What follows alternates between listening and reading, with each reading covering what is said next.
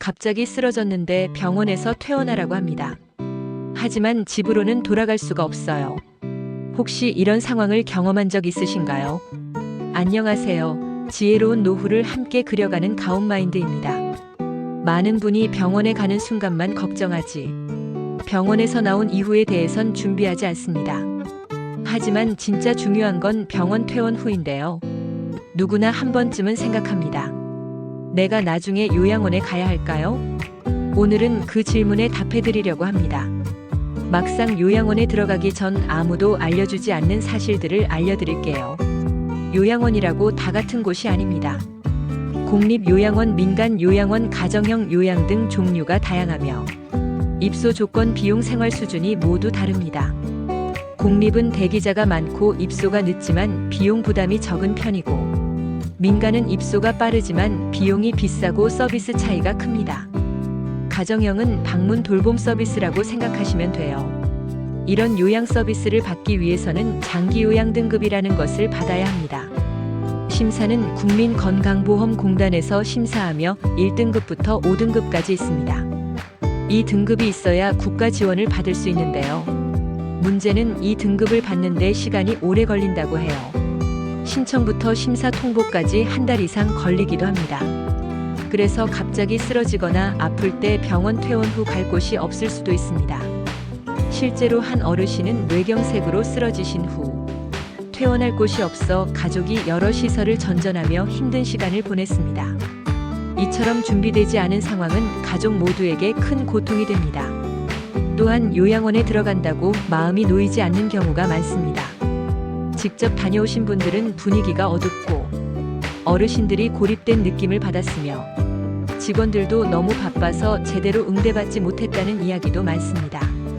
이는 요양원 시스템의 현실 문제인데요. 한 명의 간병인이 여러 명을 동시에 돌봐야 하기 때문입니다. 마음은 있어도 손이 부족한 상황인 거죠. 가족, 특히 자녀들이 흔히 하는 실수가 있습니다. 좋은 요양원에 모셨다고 안심하지만 어르신 본인은 낯선 환경과 사람들 때문에 스트레스를 받습니다. 이 스트레스는 우울이나 분노인지 저하로 이어지기도 하지요. 요양원은 단순한 시설이 아니라 내 남은 인생을 보내는 집입니다. 가격이나 거리만 보고 선택하면 안 됩니다.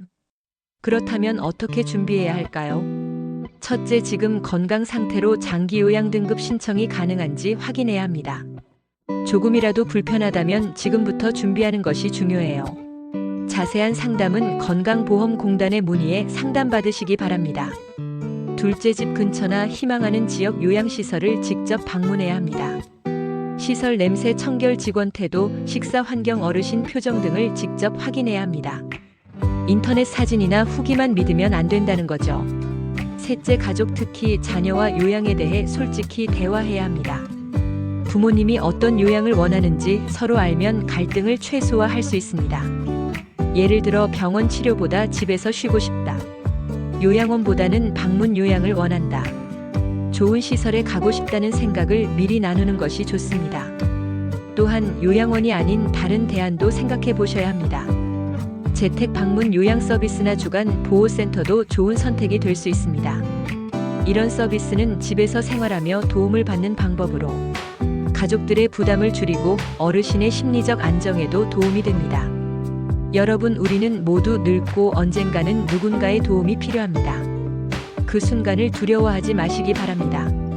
두려워해야 할 것은 준비하지 않은 순간인 거죠. 요양원은 피할 수 없는 운명일 수 있습니다. 하지만 준비에 따라 감옥이 될 수도 안식처가 될 수도 있습니다. 이 영상이 여러분 노후 준비에 도움이 되길 바라며, 이 영상이 필요하다고 생각되시면 가족과 친구에게 공유해 주시기 바랍니다. 한 번의 클릭이 누군가의 삶을 바꿀 수 있습니다. 감사합니다. 가온마인드였습니다.